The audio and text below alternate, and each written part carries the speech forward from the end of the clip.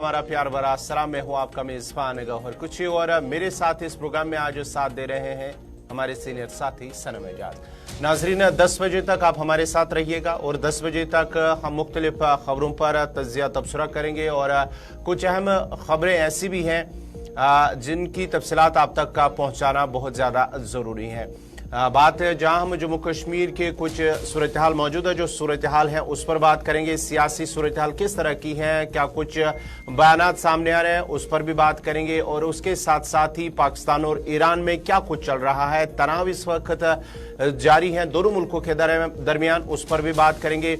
और साथ ही साथ KPDCL की जानिब से कुछ नया मंसूबा बनाया जा रहा है। पावर कटौती में मजीद इजाफा हो सकता है, कितना हो सकता है, कब से होगा, ये भी हम आपको बताएंगे। उसके साथ साथ ही फारूक अब्दुल्ला की जानिब से इंडिया अलायंस के हवाले से एक बड़ा बयान सामने आया है, वो भी हम आपको बताएंगे। और साथ ही साथ कल भारतीय जनता पार्टी की कोर मीटिंग जम्मू के अंदर हुई है, उसमें क्या कुछ हुआ है वो भी हम आपको बताएंगे। और साथ ही साथ हम दीगर कुछ अहम मौज़ूआत हैं जिन पर हम बात करेंगे। और मिनिस्ट्री ऑफ एजुकेशन की तरफ से जो कोचिंग सेंटर्स हैं उनके लिए नए गाइडलाइंस, जो रहनुमा खतूत हैं, वो जारी कर दिए गए हैं। वो कुछ गाइडलाइंस क्या कुछ हैं वो भी हम इस प्रोग्राम में आप तक पहुंचाएंगे। पूरी तफसीलात और कुछ हमारे साथी भी इस प्रोग्राम में जुड़ेंगे, वो भी उन खबरों की तफसीलात आप तक पहुंचाने की कोशिश करेंगे। लेकिन प्रोग्राम की शुरुआत तय फॉर्मेट के मुताबिक तारीख में आज के दिन के हवाले से। आज 19 जनवरी है। 19 जनवरी को मुल्की और आलमी सतह पर क्या कुछ हुआ है और इस सिलसिले में बताएंगे सनम एजाज के 19 जनवरी को आलमी या मुल्की तारीख में क्या कुछ हुआ है। बहुत शुक्रिया मेरे साथी गौहर। और गौहर आपको बता रहे थे कि आज के प्रोग्राम में क्या कुछ होगा। मैं सभी नाजरीन को सलाम, अस्सलाम वालेकुम, गुड मॉर्निंग, आदाब, सत श्री अकाल, नमस्कार। और सभी नाजरीन का बहुत बहुत शुक्रिया, बहुत बहुत खुश आमदीद हमारा सलाम जी के प्रोग्राम में। और मेरे साथी ने बताया कि हम बताएं आज तारीख में क्या कुछ हुआ। तो आज की तारीख है 19 जनवरी, दिन है जुम्मे का। और जुम्मे के दिन के हवाले से बताते चलूँ कि आज सबकी नजरें जम्मू कश्मीर में रहती हैं और ख़ासतौर पर कश्मीर वाली पर रहती है, लेकिन हमारी नज़र जो है माजी के अवराक पर रहती है। और प्रोग्राम में हम सबसे पहले बताते हैं कि आज के दिन दुनिया में क्या हुआ था माजी में। तो माजी में आज के दिन पे अगर देखा जाए तो आज भी वही सर फटोल जारी है, आज भी सर पिटाई जारी है। और इसी एक दूसरे की जो दक्कम पेल है उस सारे के बीच में जंग जदल का सिलसिला जो माजी में था आज हो रहा है, वो माजी में भी था। तो माजी में साल था आज 1941 का, दिन था 19 जनवरी और बरतानिया का चढ़ता सूरज था। और बरतानिया के चढ़ते सूरज के गरूब होने के वक्त, आखिरी लम्हात, आखिरी वक्त में ये बरतानिया ने अफ्रीकी मुल्क जो है सूडान के कसलफ शहर पर कब्जा किया था। वो दिन आज का था। तारीख में कसलफ की एक अपनी अहमियत रही है। और सूडान, चूंकि सूडान मुस्लिम मुल्क है और उस मुल्क में एक बार फिर जो अमरी बरतानिया की, तब आज UK उसे कहा जाता है बरतानिया, और बरतानिया का जो चढ़ता सूरज था उसी की एक कड़ी के तौर पे जो आखिरी लम्हात में वो टिपटिपा रही था, जिस तरह मोमबत्ती टिपटिपाती है जब वो आखिरी पड़ाव पे या ख़त्म होने को होती है, तो बरतानिया का चढ़ते सूरज का जो राज था वो ख़त्म होने को आ रहा था। साल था 1941 और 1941 में आज के दिन पर सूडान के कसलफ पर बरतानिया ने खूनरेज़ लड़ाई के बाद कब्जा किया था। और फिर थोड़ा सा उसके बाद चलते हैं। आज हम इसराइल को, दुनिया जानती है पिछले 70 सालों की तारीख में इसराइल कई लोगों के लिए नासूर बना हुआ है। और इसराइल के नासूर को बहुत से लोगों ने बहुत पहले जो है माना भी। और 1986 हस्पानिया मुल्क और इसराइल को तस्लीम करने की शुरुआत 86 में हस्पानिया ने की। और अगर फिर हम अपने मुल्क की तरफ चले तो हिंदुस्तान 1966, दिन आज का 19 जनवरी। और 19 जनवरी 1966 इंदिरा गांधी हिंदुस्तान की तारीख में काफ़ी कामयाब तरीन वज़ीर आज़म में शुमार की जाती है। और यूँ कहते हैं कि उसके मुकाबिल का, उसका स्ट्रेटजी वाला बंदा जो है बड़ी मुश्किल से पैदा होता है। और वही इंदिरा गांधी पहली बार हिंदुस्तान की वज़ीर आज़म 1966 को आज के दिन उन्होंने हल्फ लिया था। और आज के दिन वो हिंदुस्तान की चौथी वज़ीर आज़म तब मुंतखब हुई थी। उससे पहले जवाहरलाल नेहरू, लाल बहादुर शास्त्री या दूसरे लोग थे। तो इंदिरा गांधी जो थी आज के दिन पर चौथी वज़ीर आज़म के तौर पर उन्होंने हलफ लिया था। और आपको जरा तैयब अर्दोगान का नाम भी बताते चले। तैयब अर्दोगान आज की मुस्लिम हिस्ट्री में, मुस्लिम वर्ल्ड में एक जानी पहचानी शख्सियत थी और दुनिया की मुस्लिम ममालिक या मुस्लिम उम्मा की जिसे बात की जाती है, तैयब अर्दोगान पर बड़ी नजर रहती है। कहते हैं कि बड़ा रेफरेंडम जो है, उसने जो रेफरेंडम लाया, उस रेफरेंडम के बाद मुस्लिम दुनिया की एक नहज बदलने की उन्होंने कोशिश की। ये मुस्लिम रेफरेंडम जो है ये 2012 में आया था सदर तुर्की में, और वहाँ पे सदर के इंतखाबात के लिए रेफरेंडम पर जो है वो कानून पार्लियामेंट ने साल 2012 में आज ही के दिन मंजूर भी किया था। तो ये तुर्की की बात। लेकिन जंग जदल का जमाना, और जंग जदल के जमाने में हवा में जिसका जितना कंट्रोल उसकी उतनी ताकत। तो हवा पे कंट्रोल हासिल करने के लिए बैलिस्टिक मिसाइल का एक बड़ा अहम रोल है। और साल 2020 जनवरी की 19 तारीख और 19 जनवरी को हिंदुस्तान ने बैलिस्टिक मिसाइल का कामयाब तजुर्बा किया था। यानी बैलिस्टिक मिसाइल हिंदुस्तान के हाथ में, गोद में आ गया था। और फिर थोड़ा सा गोद में नहीं, अब मैदान की बात करते हैं। तो मैदान में बड़े महारथी रहते होते हैं और उन मैदान में अपनी ताकत का, अपने हुनर का जलवा दिखाते रहते हैं। हिंदुस्तान की तारीख में बड़े क्रिकेट के मैदान में बड़े नाम रहे और एक नाम विराट कोहली का भी है। विराट कोहली सबसे तेज रन बनाने वाले भारत के कप्तान, और ये मार्का उन्होंने आज ही के 19 जनवरी 2020 को हासिल किया है। और 2020 को विराट कोहली ने एक रोजा मैचों में सबसे तेज रन बनाने वाले कप्तान का नाम भी या कप्तान का खिताब भी आज ही के दिन हासिल किया था। ये तारीख के औराक है और माजी में हमारे औराक, इस तारीख में हमारे जो बुजुर्ग हैं, असलाफ हैं, उनने जो किया है आज हम याद करते हैं। और बिल्कुल उसी तरह बताता चलो जो हम कर रहे हैं, हमारे जो आने वाली जनरेशन हैं हमें याद करेंगे। हम कितना अच्छा करेंगे अच्छा ही याद किया जाएगा, कितना बुरा करेंगे तारीख ऐसे हमें याद रखेगी। और जिस तरह हम अपने माजी को, अपने असलाफ को याद करते हैं, उनने जितना अच्छा किया है हम उनकी बात करते हैं। कहीं पे उनसे भूल चूक हुई है तो उस भूल चूक को भी आज याद किया जाता है। लेकिन सियासत में कहाँ पे भूल चूक हो रही है, ये बड़ा सवाल है। क्योंकि आज की सियासत हमारे कल के माजी पे, कल के मुस्तकबल पे मुनहसर है। माजी तो गुजर गया, लेकिन उस माजी को याद रखते हुए हमें आने वाले कल की बात भी करनी है। तो आने वाले कल में हिंदुस्तान की सियासत में क्या कुछ हो सकता है, ये अगली बात हम करेंगे। तो अगली बात हम करते हैं फारूक अब्दुल्ला से। और फारूक अब्दुल्ला कहते हैं कि आने वाले कल में जो इंडिया इतिहाद के हवाले से जो बना है और इंतखाबात हो रहे आने वाले कल में, उस आने वाले कल में अगर इंडिया इतिहाद, इंडिया अलायंस जिसे कहा जाता है, अगर उसने सीट शेयरिंग के मामले पर जल्दी से इत्फाक नहीं किया तो इंडिया ब्लॉक जो है, इंडिया अलायंस जो है, ये खतरे में आ जाएगा। और साथ में उन्होंने ये इंकशाफ भी किया कि इस वक्त इंडिया इत्तेहाद, इंडिया अलायंस के आसपास ही कुछ लोग ऐसे भी हैं जो अलग से ग्रुप्स बनाने की कोशिश कर रहे हैं। ये उन्होंने कल कपिल सिब्बल के साथ बात करते हुए बताया। कपिल सिब्बल आपको बताते चले बड़ा नाम है हिंदुस्तान की तारीख में, और ख़ासतौर पे जो लॉ नोइंग लोग हैं वो कपिल सिब्बल का नाम सुनते ही एज ए उस्ताद उन्हें मानते हैं। तो उनके साथ एक मुलाकात के दौरान फारूक अब्दुल्ला ने बताया कि लोकसभा इंतखाबात के लिए बहुत कम वक्त बचा है और इंडिया इत्तेहाद को सीट शेयरिंग के मामले पर, चूंकि अभी सीट शेयरिंग नहीं हो रही है और वाजिया न होने की वजह से उन्होंने कहा कि मामला थोड़ा सा गड़बड़ा सकता है। साथ में जाहिर है फारूक अब्दुल्ला हूँ अपोजिशन में उनके इस वक्त बीजेपी के खिलाफ नेशनल लेवल पे, तो बीजेपी पर उन्हें इल्ज़ाम आयद करते हुए बताया कि इस वक्त मुल्क को बचाने की ज़रूरत है और इंडिया अलायंस को जो आपस के इंटरनल इख्तलाफात हो रहे हैं या हैं उनको बुलाकर एक साइड रखकर इस वक्त अपने के बजाय मुल्क के बारे में सोचना पड़ेगा। ये फारूक अब्दुल्ला का बयान था। और अगर सीटों की जो तकसीम है उसको अगर हतमी शक्ल नहीं दी गई तो इत्तेहाद खतरे में आ सकता है। और इस वक्त चाहिए कि एक प्रॉपर प्रोसीजर के तहत, एक प्रॉपर टाइम फ्रेम के अंदर इसको मुकम्मल या इसको जो सीट शेयरिंग है वो करनी चाहिए, ताकि कुछ लोग हैं जो अलग से इत्तेहाद करने की सोच रहे हैं या बता रहे हैं, उससे बड़ा खतरा आ सकता है इंडिया अलायंस को और ये गुटबाजी और ग्रुपबाजी भी हो जाएगी। उन्होंने कहा कि उसने सुझाव दिया, मशवरा दिया फारूक अब्दुल्ला ने। फारूक अब्दुल्ला ने मशवरा देते हुए कल कपिल सिब्बल के उस प्रोग्राम में बताया कि सीधी सी बात है, जिसको जहाँ पे लगता है कि वो कामयाब है उसके लिए वो जीत सकता है, वो वहाँ की बात करे, ना कि हर गैरी सीट पे वो बताए कि मुझे भी यहाँ सीट मिलनी चाहिए।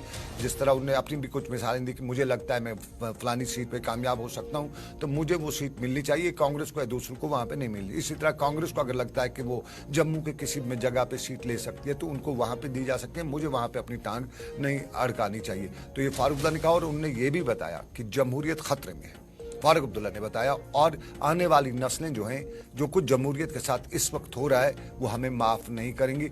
और अगर जो हम यानी पॉलिटिकल पार्टी जो अलायंस के, अगर एक तरफ हमने अपनी अना को नहीं छोड़ा और ये सोचने के लिए हाथ नहीं मिलाए कि इस मुल्क को कैसे बचाया जा सकता, तो हम सबसे बड़ी गलती इस वक्त कर रहे हैं। उन्होंने इसमें कई मिसालें दी, ये भी बताया कि पिछले दिनों उन्होंने दिल्ली में भी बात की थी, दिल्ली में भी मुलाकात हुई थी कुछ लीडरशिप के साथ, और फिर उन्होंने ये भी बताया कि हमारे इख्तलाफात जो हैं वो पासे पुष्प डालकर मुल्क वगैरह को जो बचाने की उन्होंने बात की। लेकिन उन्होंने कल ममता बनर्जी की बड़ी तारीफें की और ममता बनर्जी की तारीफें करते हुए बताया कि पिछले इलेक्शन में ममता बनर्जी तो 1 इंच पीछे हटने को मान नहीं रही थी, लेकिन अब की बार वही पेशकश कर रही है। और उन्हें लेफ्ट जो वहाँ पे कम्युनिस्ट हैं, लेफ्ट वगैरह हैं, उनको ये बड़ी पेशकश की। उन्होंने कहा कि लेफ्ट सोचे, देखें, अगर उन्हें जो लगता है कि वो किसी सीट से जीत सकते हैं तो सामने आए, बताएं, हम उनके साथ कोलेशन पे चल के आगे बढ़ सकते हैं। क्योंकि इस वक्त ममता भी समझती है कि मुल्क को बचाना है और बीजेपी ने जो मुल्क का हाल कर रखा है, मुल्क में पोलराइजेशन, सोशलाइजेशन जितना भी किया है,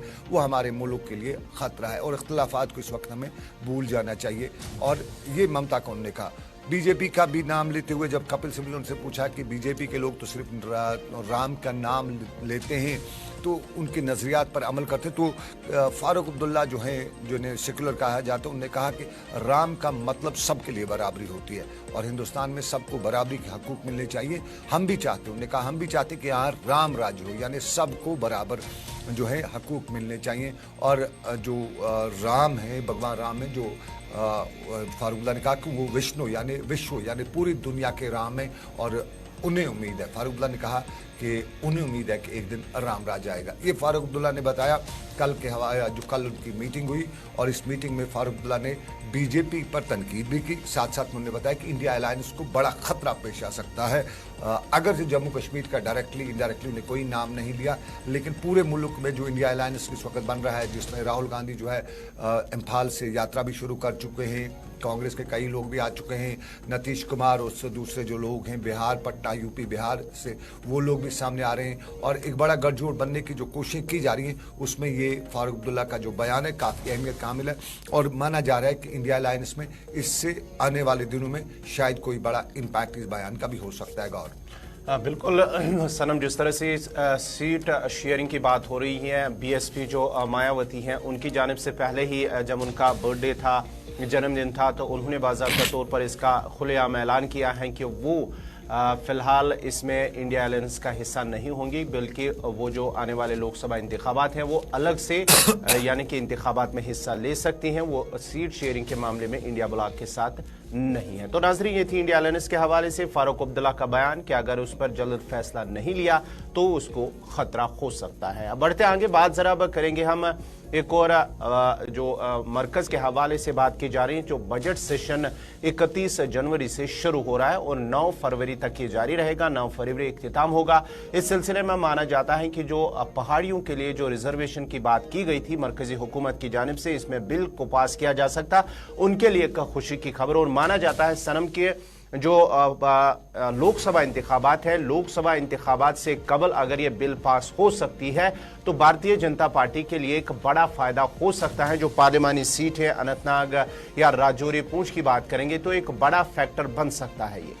बिल्कुल गौर, बड़े फैक्टर की बात की तो पिछले लगातार 2 साल हो गए हैं और पहाड़ी कबीला बाहर निकलता है, मुजाहरे किए हैं, जिंदाबाद नाम भी किया है, जिंदाबाद के साथ साथ जो दिल्ली तक उन्होंने जिस तरह से उनसे हो सका वो किया है। और उस 2 पार्लिमानी इजलासों में पहाड़ी हैं, पाडरी हैं, गदा ब्राह्मण जो वगैरह हैं, उनको शेड्यूल ट्राइब का देने की बात की थी, लेकिन उस पर कोई पॉजिटिव रेस्पॉन्स नहीं देखने को मिला जो पार्लियामेंट में होना चाहिए, जिसकी उम्मीद लगाई जाए। लेकिन अब आखिरी खबरें जो आ रही हैं वो 31 जनवरी से जो 17 जो लोकसभा का आखिरी इजलास हो रहा है, 17वें लोकसभा का, उसमें इसके मुकम्मल इम्कान है। और बताया यही जाता है कि जो 9 फरवरी तक ये इजलास जो चलेगा, इस दौरान जो पहाड़ी हैं, पाडरी हैं या जो एसटी रिजर्वेशन की जो सरकार ने फैसला लिया था, जो कमेटी भी बनाई थी, उसको हतमी शक्ल है वो पार्लियामेंट से दी जाएगी। और ये बीजेपी के लिए बड़े फायदे की बात, क्योंकि कल जम्मू में जब बीजेपी की मीटिंग हो रही थी तो इस मीटिंग में भी ये बात उठाई गई। बीजेपी ये समझ रही है कि इस जो जो ये जो पार्टी का मामला, जो इस वक्त जो पहाड़ियों का मामला है और पहाड़ियों को जो रिजर्वेशन देने का मामला है, इससे उन्हें पुंछ राजौरी और अनंतनाग की जो सीट है उसमें बड़ा फायदा मिल सकता है, क्योंकि बीजेपी का मानना है कि जो कश्मीर में वोट जो आएगा वो डिवाइड होके आएगा, और डिवाइड जब होगा तो फिर पुंछ राजौरी में एक तो हिंदू वोट है, साथ में अगर यहाँ पे पहाड़ियों को रिजर्वेशन मिल जाती है तो एक अच्छी खासी पॉपुलेशन पहाड़ियों की है इस इलाके में, तो पहाड़ी इस रिजर्वेशन के बदले में बीजेपी को वोट देंगे। तो पहाड़ियों के सनम यहाँ पर एक चीज जानना चाहूंगा, ये जो रिजर्वेशन की बात की जा रही है, क्या ये उसी कोटा में से मिलेगा उनको जो पहले ही पहाड़ियों के लिए या जो गुजर बकरवाल तबका है उनके लिए जो अलग से रिजर्वेशन रखी गई है उनसे ही दी जाएगी, या कि फिर अलग से उन्हें रिजर्वेशन?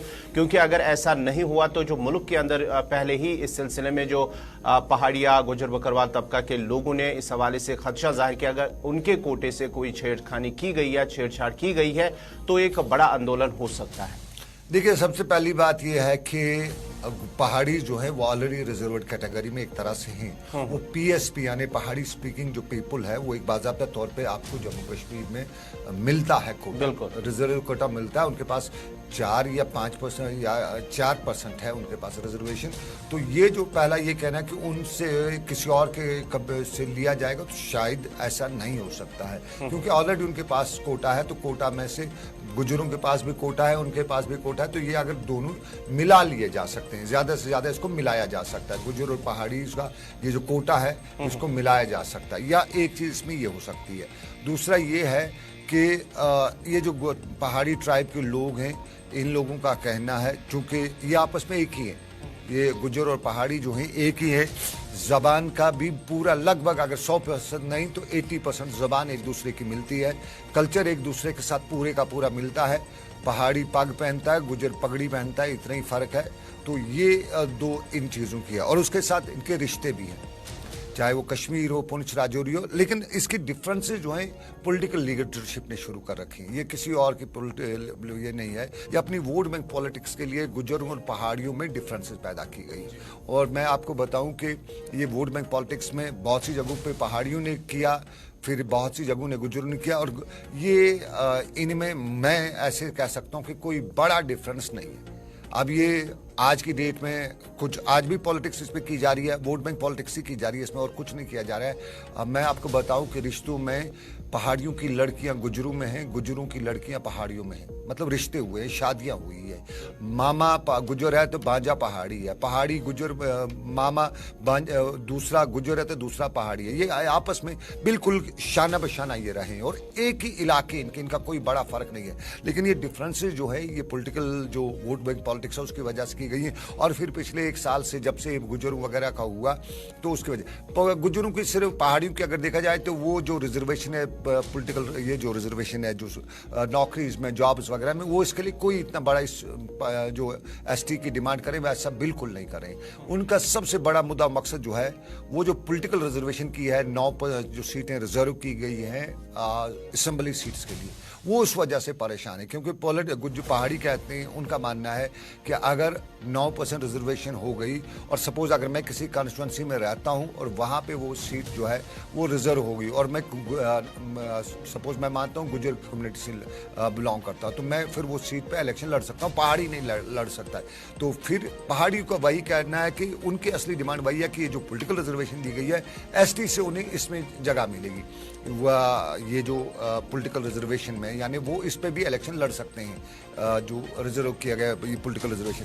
तो असली मामला वही है, यहाँ पे भी पॉलिटिकल रिजर्वेशन है, पॉलिटिक्स ही यहाँ पे भी है। इतना जो हमारा हिस्सा वो ले जाएंगे, हमारा हिस्सा वो ले जाएंगे, ऐसा कुछ नहीं है। अब इसमें ये है कि गुजरों में भी बहुत से कुछ लीडर, सो कॉल्ड लीडर हैं, पहाड़ियों में भी जो बहुत से जो फितनाबाज लीडर जिन्हें आमतौर पर कहा जाता है। तो ये दोनों हैं, इनको आपस में डिवाइड करना चाहते हैं ताकि इनकी डिफरेंसेस हों। तो फिर ये देखिए इसमें बड़ा फायदा होगा। आज अगर ये पॉलिटिकल रिजर्वेशन बीजेपी पीडी गुजरों को हो जाती है, पहाड़ीज को हो जाती है, तो पहाड़ियों का बड़ा तबका क्या 90% तबका जो है बीजेपी को चला जाएगा। उनको वोट डाल, तो उस बीजेपी से मोड़ने के लिए किसी न किसी ग्रुप और को इनके खिलाफ करना है। तो यहाँ से गुज्जरों को बताया जाएगा कि आपका हिस्सा ले गए, तो गुज्जर जो अगर कोई बीजेपी तरफ जाता है तो वो इधर दूसरी तरफ आ जाए, क्योंकि पहाड़ी का अगर वोट कटेगा तो ये किसी का कटेगा ही। वो अब तक ज्यादातर नेशनल कॉन्फ्रेंस और पीडीपी के रहे, तो ये उनका वोट कटेगा। तो ये उनको उनके बदले में गुज्जरों को बताना कि आप उधर चले जाइए, ये देखो पहाड़ी को ये कर दिया तो वो इधर बीजेपी ने ऐसा कर दिया तो इधर की तरफ चले। तो ये सारी पॉलिटिकल गेम है, इसमें कोई डिफरेंसेस नहीं है और कोई किसी का हक जो है अभी तक मुझे समझ आया मार नहीं रहा है। लेकिन पॉलिटिक्स है और पॉलिटिक्स खेली जा रही है। लेकिन ओवरऑल एक अच्छी डेवलपमेंट आपकी बाहर आ रही है पहाड़ियों के लिए। और पहाड़ियों के लिए इस इजलास के दौरान, जो पार्लियामेंट का इजलास है, इस इजलास के दौरान जो मुख्तसर सेशन होगा, इसमें वोट ऑन अकाउंट भी हो सकता है जम्मू कश्मीर के रिलेटेड, और इसके साथ साथ जो एसटी का दर्जा देने की बात की जा रही है वो है। और खुद होम मिनिस्टर ऑफ इंडिया से लेके प्राइम मिनिस्टर बता, ये जो है जो कमेटी है वो बता चुकी है कि गुज्जरों की जो रिजर्वेशन है, बकरवालों की जो रिजर्वेशन है, इन दोनों की जो रिजर्वेशन है वो बिल्कुल मुतासर नहीं होगी। तो ये साफ जाहिर है जो देने वाले हैं वो खुद बता रहे हैं कि हम उस तरीके से रिजर्वेशन पहाड़ी को देंगे, एसटी देंगे कि किसी और का कोई नुकसान नहीं होगा। तो इसमें ये समझना, ये कोई कहना कि उससे लिया जाएगा, इससे लिया जाएगा, ये किससे लिया नहीं जा रहा है। हाँ, पॉलिटिक्स करने के लिए मौका फराहम किया जा रहा है, बाकी कुछ नहीं है। लोगों को इससे डिवीजन भी आ चुके हैं। मैं आपको बताऊं, पहाड़ियों और गुज्जरों में इस सर्टिफिकेट के नाम से बड़ा डिवीजन आ चुका है। वो डिवीजन क्रिएट कराए गए हैं, क्योंकि ये अगर यूनाइट हो जाते तो बहुत से लोगों की पॉलिटिकल बैंड जो होती है वो बच जाती। लेकिन यूनाइट हो नहीं देना है, इनको अलग अलग एक दूसरे से लड़वाना है, खासतौर पे इलेक्शन में। तो ये सब एक जो डिवाइड एंड रूल वाली पॉलिसी है उसी का हिस्सा है, बाकी कोई किसी का हिस्सा नहीं खा रहा है। गुज्जर बकरवाल के हवाले से पार्लियामेंट सेशन जो 31 जनवरी को शुरू होगा। अब जरा बात करेंगे हम कोचिंग सेंटर, इसकी बात करेंगे, क्योंकि जो वजारत तालीम है उनकी जानिब से कोचिंग सेंटर इसके लिए नए रहनुमा खतूत जारी कर दिए गए हैं। और उसमें कहा गया है कि 16 साल से कम उम्र के तालिब इल्मों को के दाखिले पर पाबंदी और उसके साथ साथ ही फीस की तफसीलात जाहिर करने की हिदायत जारी कर दी गई है। वजारत तालीम की जानिब से ऐलान किया गया है कि जो नए रहनुमा खतूत हैं उनके मुताबिक कोचिंग सेंटर 16 साल से कम उम्र के तलबा को दाखिल नहीं कर सकते और उसके साथ साथ ही गुमराह कुन वादे और रैंक या अच्छे नंबरों की जमानत नहीं दे सकते। ये बाज़ाब्ता तौर पर कहा गया है। और इस जो गाइडलाइन जारी कर दी गई हैं उसमें बाज़ाब्ता तौर पर यह भी कहा गया है कि जो गैर कानूनी फ्रेमवर्क की जरूरत को पूरा करने या निजी कोचिंग मराकज की गैर मुनज़्ज़म तरक्की को मुनज़्ज़म करने के लिए बनाए गए हैं। और इस सिलसिले में यह भी कहा गया है कि जो कोचिंग सेंटर्स हैं उनके लिए जो रहनुमा खतूत, कोई कोचिंग सेंटर ग्रेजुएशन से कम काबिलियत रखने वाले ट्यूटर्स को शामिल नहीं करेगा, यानी कि जिनके पास कोई ग्रेजुएशन नहीं होगी, ऐसा कोई टीचर नहीं होगा। ये बाज़ाब्ता तौर पर इसमें कहा गया। और इदारे का तलबा कोचिंग सेंटर्स में दाखिल करने के वालिदैन को गुमराह नहीं कर सकते।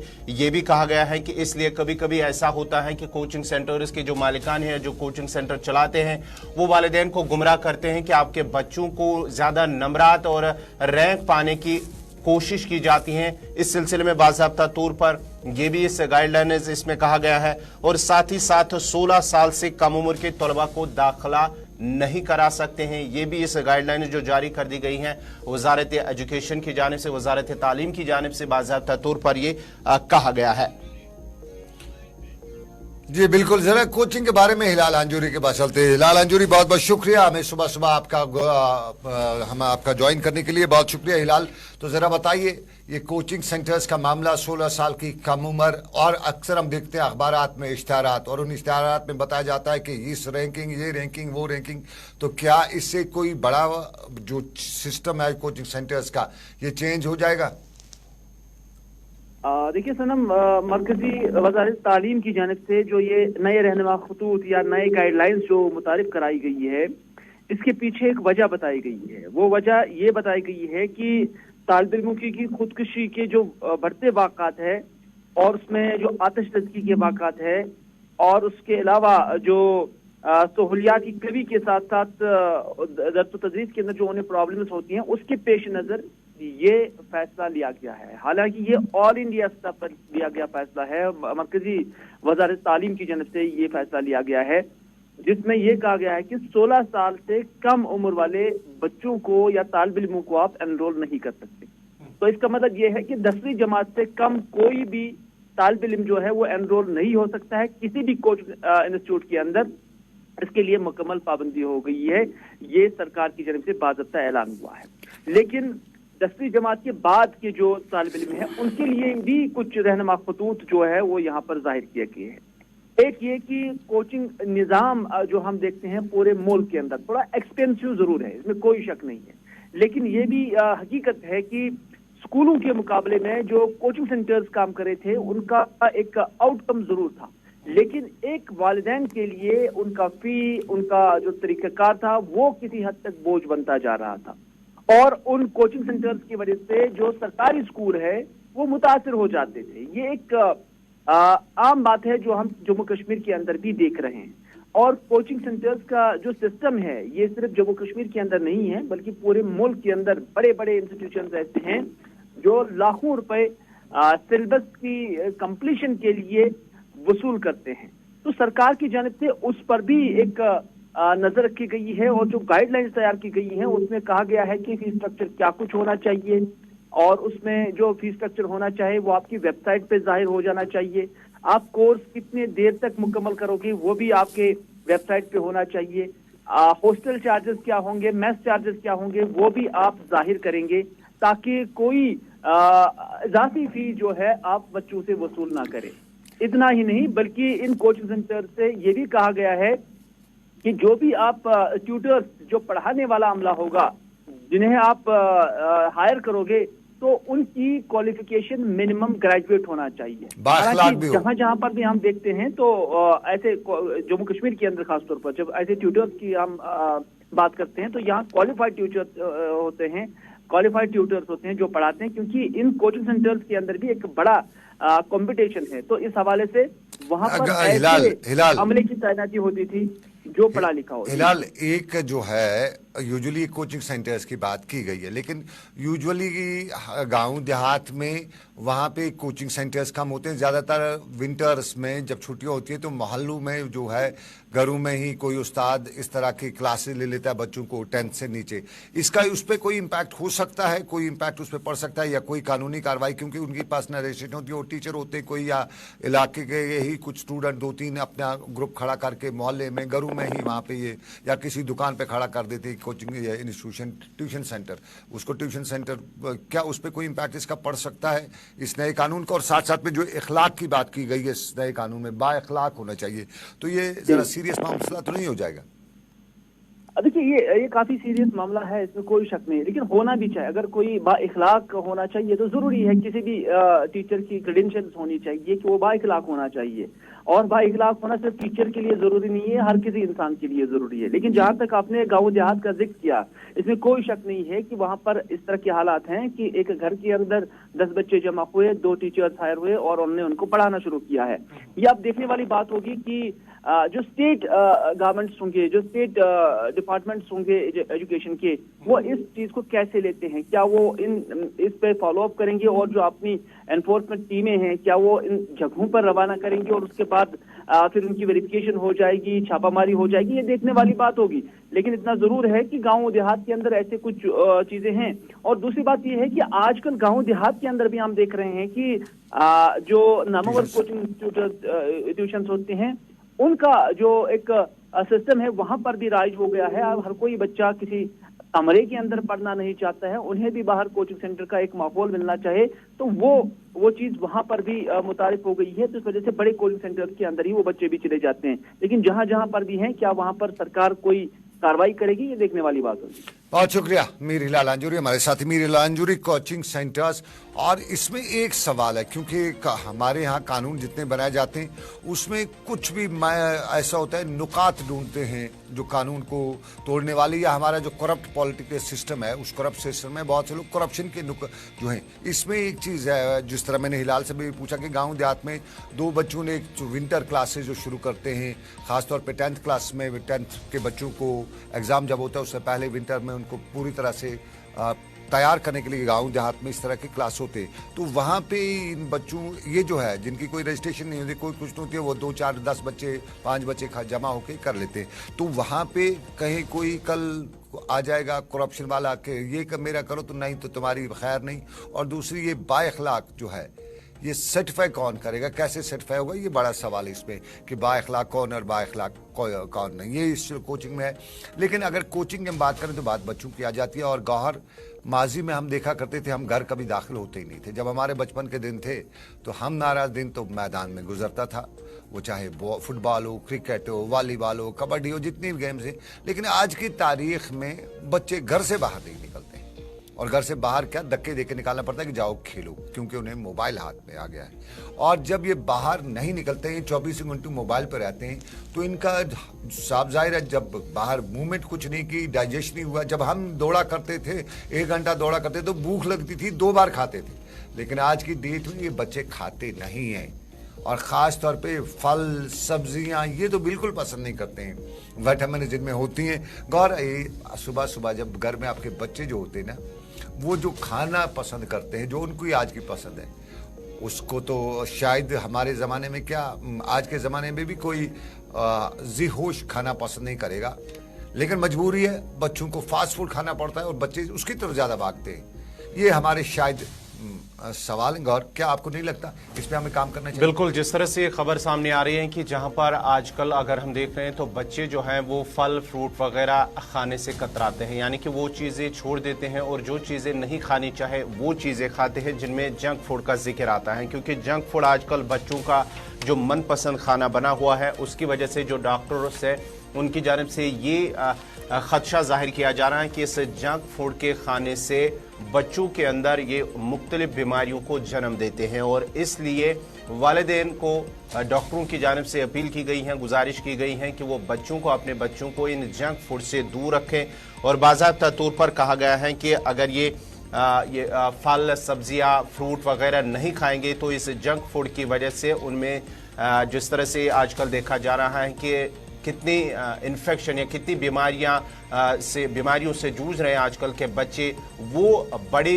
बीमारी का बायस बन सकते हैं, ये डॉक्टरों की जानिब से कहा गया है। और साथ ही साथ इसमें जहनी या जिस्मानी जो नशोनुमा है उस पर भी काफ़ी असर पड़ सकता है, ये बायस बन सकती है। और साथ ही साथ डॉक्टरों की जानिब से ये भी कहा गया है कि आजकल के जो बच्चे हैं ताज़ा और खालिस ग़िज़ाओं से दूर भागते हैं, इसलिए जगह जगह फास्ट फूड की दुकानें हैं जहां लजीज किस्म के जो मुख्तलिफ खाने वो मिलते हैं।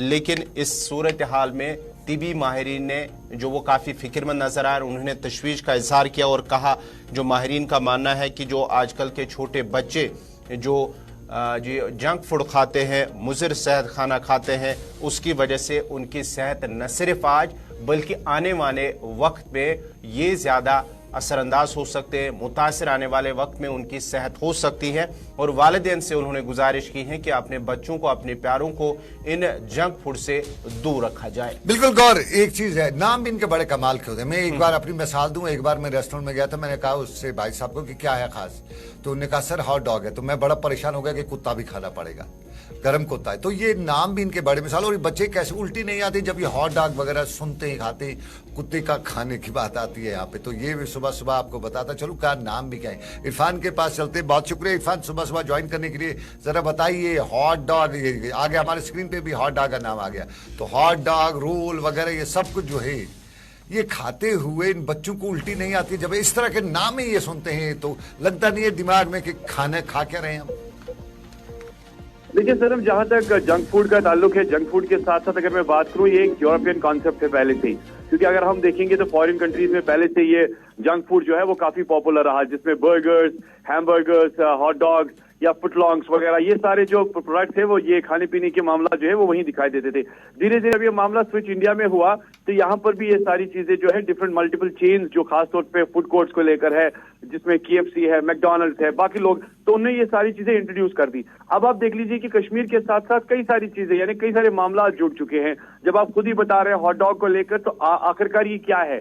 देखिए ये एक ब्रेड है जिसके अंदर डिफरेंट सा एक मैं कहूंगा कि आलू वगैरह रखा जाता है या चीज वगैरह लगाई जाती है। उसके बाद एक कह सकते हैं कि हैमबर्गर टाइप बनाया जाता है ताकि एक सैंडविच प्रोड्यूस किया जाए। मगर इसका जो नाम है ये फॉरेन कंट्रीज में है। मगर साथ ही साथ आप देख लीजिए मोमोज, सैंडविचेस, बर्गर्स या जंक फूड के साथ साथ देखिए बाहर का जो फ्रेंच फ्राइज है या जितने भी स्पाइसी फूड है, फ्राइड चिकन वगैरह है, इसमें डिफरेंट सा एक मसाला रहता है जिसका टेस्ट जो है आपको अनमोल मिलेगा, डिफरेंट मिलेगा, जिसकी वजह से एक तड़प पैदा हो जाती है कि मैं बार बार इसे खाऊं। मगर सेहत के हवाले से माहिरीन जैसे गौर भाई ने कहा कि काफी इसका असर जो है वो बच्चों पर पड़ रहा है। आजकल के बच्चे जो है आप देख लीजिए कितने ज्यादा जंक फूड के एडिक्ट हो गए हैं, जिसमें आप देख लीजिए चिप्स वगैरह है या कई सारे मतलब वो चीजें हैं जो वो खाना पसंद करते हैं, जिसमें काफी स्पाइसी या काफी टेस्टफुल प्रोडक्ट्स रहते हैं, जिसकी वजह से उनको अपना घर का खाना भी भूल चुके हैं। मगर सेहत पर इसके क्या असरार है वो बहुत ज्यादा पड़ रहे हैं, क्योंकि हम देख रहे हैं कि स्टमक इन्फेक्शन या कह सकते हैं कि जिस तरीके से बच्चे को ग्रोथ होनी चाहिए थी बॉडी में वैसा नहीं हो पा रहा है, इम्यून सिस्टम कमजोर हो रहा है, और इसके साथ साथ अगर देखा जाए तो कई सारे बीमारियां धीरे धीरे इरेक्ट होती है। क्योंकि ये सारी चीजें आप देख लीजिए, ये जो दिखावा है यानी जो टेलीविजन स्क्रीन पे आप फोटोज वगैरह भी देख रहे हैं, जिस तरीके से इसको सजाया जाता है, रखा जाता है, मगर पेट के मामलात और खाने पीने के मामलात जो है वो डिफरेंट है। मगर जिसके लिए हमें भी सोचना चाहिए। अब आप देख लीजिए कश्मीर में एक चेन स्टार्ट हो गई है। पहले तो यहाँ एक रेस्टोरेंट मार्केट में रहता था जहां वाजवान वगैरह खाते थे, मगर अब आप देख लीजिए कैफेटेरिया के साथ साथ जो जंक फूड्स के जो यहाँ पर रेस्टोरेंट्स खुल गए हैं वो एक मल्टीपल चेन खुल गई है, और लोग उसको उसमें जाना पसंद करते हैं, बच्चे उसमें जाना पसंद करते हैं, और घर का खाना जो साफ शफाफ खाना है उसको अवॉइड किया जाता है। तो जाहिर सी बात है इसका जो इम्पैक्ट है। इरफान, एक चीज जानना चाहूंगा, जिस तरह से जंक फूड की बात की जा रही, कुछ वालिदैन ये भी शिकायत कर रहे हैं कि बच्चे आजकल के जो हैं वो बिल्कुल ही नहीं मानते हैं, मजबूर करते हैं वालिदैन को। ऐसे में वालिदैन को क्या कुछ करना चाहिए या बड़ों को क्या कुछ करना चाहिए कि ये बच्चों को इन जंक फूड से दूर रखा जाए? देखिए गौर भाई, जैसे मैंने पहले ही आपको कहा कि इन सारी चीजों में कुछ ऐसे स्पाइसेस होते हैं, कुछ ऐसे टेस्टफुल प्रोडक्ट्स होते हैं जो एक तड़प पैदा कर देते हैं बच्चों को लेकर। जो खाने पीने की चीजें जो आप घर में बनाते हैं उसमें वैसा टेस्ट नहीं रहता, तो बच्चा चाहता है कि नहीं मैं वही खाऊं। मगर बच्चों, माँ बाप की जिम्मेदारी सबसे बड़ी ये जिम्मेदारी है कि वो अपने घर में ही इन सारी चीजों को प्रिपेयर करे। अगर किसी को फ्रेंच फ्राइज खाने हैं तो वो घर में फ्रेंच फ्राइज बना सकता है आलू के साथ साथ। अगर वो समोसा खाना पसंद कर सकता है तो वो घर में इसको प्रिपेयर कर सकता है। आजकल अगर देखा जाए तो चिकन के साथ कई सारी चीजें हैं, नगेट्स है, बाकी सारी चीजें, इसको आप घर में प्रिपेयर कर सकते हैं और साफ शफाफ बना सकते हैं। जबकि धीरे धीरे बच्चे का माइंड जो है वो डाइवर्ट भी हो जाएगा। चाट्स को लेकर बात करें या कई सारी चीजें ऐसी है, पानी पूरी वगैरह, या बाकी घर में भी ये सारी चीजें बनाई जा सकती है, जलेबी बनाई जा सकती है, रसगुल्ले बनाए जा सकते हैं। जबकि उनको ये भी पता होगा कि हमने जो प्रिपरेशन की है ये साफ और शफाफ है, जिसमें बच्चे का इंपैक्ट नहीं पड़ेगा सेहत को लेकर। तो बच्चा धीरे धीरे जरूर डाइवर्ट होगा, उसको ये जरूर पता चलेगा कि मेरे घर में भी कोई शेफ है, मेरे घर में भी कोई अच्छा किचन है, या मेरे घर में भी ये प्रोडक्ट्स बनते हैं जिससे वो बाहर के खाने को अवॉइड कर सकते हैं। बहुत शुक्रिया इरफान, आप मुझे हंसी आ रही है, आप घर में बनाने की बात करते, कई घरों का आप इससे तो बैंड बजाने वाले हैं इस तरह से, क्योंकि हर घर में तो बनना नहीं है और घर घर में इससे बहुत कुछ पंगे भी होने ही। चलिए नाज़रीन, ख्याल इतना रखिएगा अपने बच्चों के बारे में, उन्हें एक दौड़ाइएगा, क्योंकि उनकी बॉडी के लिए जो एक्सरसाइज है बहुत ज़रूरी है। मोबाइल ठीक है, लेकिन 24 घंटे या 12 घंटे 8 घंटे मोबाइल पे बैठे रहेंगे तो उनकी फिजिकल एक्सरसाइज जब नहीं होगी तो फिजिकल फिटनेस भी नहीं होगी, और जब फिजिकल फिटनेस नहीं होगी तो उनका बॉडी का ना म्यादा काम करेगा, ना लिवर काम करेगा, ना किडनी काम करेगी, क्योंकि बैठे बैठे हैं सब कुछ। तो उनकी इंटरनल बॉडी ऑर्गन्स को काम करना, उनको दौड़ाना है, उनको वर्क करवाना है। तो उसके लिए उन्हें पहले दौड़ाइए, और जब वो दौड़ेंगे तो उन्हें भूख लगेगी। जब उनका म्यादा जो है दौड़ने के बाद भूख लगेगी तो कुछ मांगेगा, जब उसको भूख ही नहीं लगी तो मांगेगा, फिर वो एक बटर पे, एक वो मोमो का टुकड़ा पे, उस पर गुजारा कर लेगा, उसको उतना ही चाहिएगा। और सबसे इंपॉर्टेंट है, अपने बच्चों को ख्याल रखिएगा। और ठीक है, स्पाइसी खाने हैं ये सही हैं, लेकिन उनकी जिद जो है उनके सामने सरेंडर मत कीजिएगा। अगर बच्चे ने कभी जिद की तो जिद के सामने सरेंडर नहीं करिएगा, उसको समझाइएगा, उसको बताइएगा। ये ज़रूरी नहीं है कि आप उसको डराइएगा, समझाइएगा, और कहीं न कहीं उस तरह की जो आपको उनका जो दिमागी अपने आप को उस तरह से उसके सामने पेश करें ताकि वो समझ सके, मान सके। गुस्सा भी मत करिएगा, लेकिन गुस्से के साथ साथ ज़्यादा लाड प्यार भी अच्छा नहीं है। आपकी उसकी हर जिद मानेंगे तो कल उसकी जिद जो है वो और करना शुरू करेगा। लेकिन जिद हमारे बिजली डिपार्टमेंट ने भी कर रखी है। ये कितनी जिदें कर रहा है, रोज कोई ना कोई जिद आ जाती है। अब नई जिद शुरू हो चुकी है जी, बिजली का बिल और बढ़ाएंगे। और खबरें आ रही हैं, एक तो पिछले दिनों बताया था कि बिजली का बिल जिसने नहीं भरा है तो उसके मीटर काटे जाएंगे। और कल श्रीनगर के खबर संदारे API ने खबर की है कि 20% के करीब श्रीनगर में जो बिजली जो है जिनका बिल जमा नहीं कर सके हैं 15 तारीख तक, उनके मीटर्ड इलाकों को उन्होंने बताया कि मीटर्ड इलाकों में जो स्मार्ट मीटर जहां लगे उनकी बिजली के मीटर बंद हो चुके हैं। यानी अब उनके घरों में लाइट नहीं है। 20% लोग जो है स्मार्ट मीटर के इलाकों में उनके घरों में लाइट नहीं है। वजह यह है कि बिल 1 महीने का, 2 महीने का, या हो सकता है कोई 3-4 महीने का भी हो, बिल जमा नहीं करा सका है। और वो मीटर जो स्मार्ट मीटर है ऑटोमेटिक है, यानी इनका टाइम फ्रेम ऑलरेडी उसमें एक्टिवेट है, इसके चिप पे लगा हुआ है कि 2 महीने का बिल इसका जमा नहीं हुआ तो आप जी मीटर को बंद कर दीजिए। तो ये सिस्टम जो ये हैदराबाद में रखा गया है। तो यूं ऐसा होता कि जिस मीटर में 2 महीने का बिल नहीं हुआ तो हैदराबाद में वो स्विच जो है उतर जाता है यहाँ के कश्मीर के उस घर के मीटर का, उस नंबर के मीटर का जो कस्टमर नंबर है या कंज्यूमर नंबर है। तो यूं और फिर बिजली बिल्कुल नहीं। अब वो माजी में बिजली का बिल वो काट देते थे तो यहाँ से कुंडी लगा देते थे जो तार, अब तो वहाँ नई तारें लगाई गई हैं वो काली तारें, तो उन तारों पे कुंडी लगाने की गुंजाइश ही नहीं है। तो अंधेरे में लोग रह रहे हैं और इस शर्मा में बहुत से लोग हैं। और अब बिजली का बिल बढ़ाया तो एक तरफ उस पे भी लोगों में हाँ, दूसरी तरफ ये बिजली के मीटर, और तीसरी तरफ अब कहा जा रहा है कि एक और कटौती हो जा रही है। बिल्कुल ऑलरेडी यहाँ कटौती है, ऑलरेडी भी 3-4 घंटे के लिए बिजली आ ही जाती है जो देखता है आदमी। बाकी के लिए क्या पता है रात को कभी आ जाए वो पता नहीं चलता है, अंधेरे में आदमी क्या जाने। लेकिन और कटौती होगी, कितनी कटौती होगी? फैसल रियाज जरा बताइएगा, खबरें आ रही हैं कि और कटौती हो सकती है, किसकी होगी, कहाँ पे होगी, किस इलाके में होगी और कैसे की जाएगी कटौती?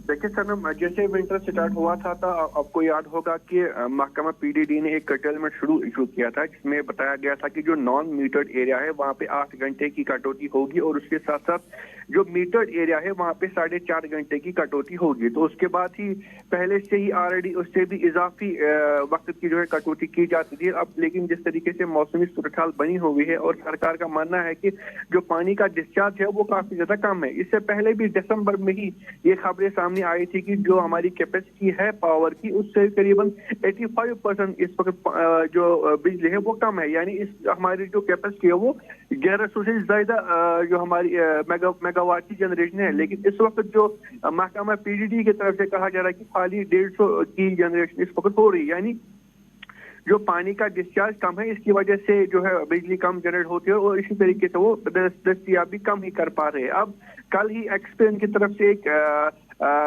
स्टेटमेंट इशू किया गया था कि अब मजीद 2 से लेकर 2.5 घंटे की कटौती आने वाले दिनों में देखने को मिल सकती है। यानी जो मीटर्ड एरिया है वहां पे 2 घंटे इजाफा किए जाएंगे और उसके साथ साथ जो नॉन मीटर्ड एरिया है वहां पे लगभग 2.5 घंटे की कटौती मजीद की जाएगी। यानी इससे पहले 8 घंटे की नॉन मीटर्ड में थी, अब 2.5 घंटे का उसमें इजाफा होगा। यानी 10.5 घंटे की कटौती अब आने वाले दिनों में देखने को मिलेगी। और वही जो मीटर्ड एरिया है जो कि प्रायोरिटी पे लगाता रहता था और दावा था कि जहां जहां से मीटर लगाए जाएंगे वहां पे 24 घंटों इलेक्ट्रिसिटी होगी, लेकिन उनमें भी 4.5 घंटे से लेकर अब 2 घंटे की मजीद इजाफा किया जाएगा। यानी 6.5 घंटे की कटौती मीटर्ड एरियाज में भी देखने को मिल सकती है। और इसका रीजन जो यही बताया जा रहा है कि जो इस वक्त पूरी तरीके से ड्राई स्पेल चल रहा है, बारिशें नहीं हो रही, बर्फबारी नहीं हो रही, जिसके नतीजे में नदी नाले हैं खासकर जिन दरियाओं से जो है पावर जनरेट होता है उनमें पानी का डिस्चार्ज कम है।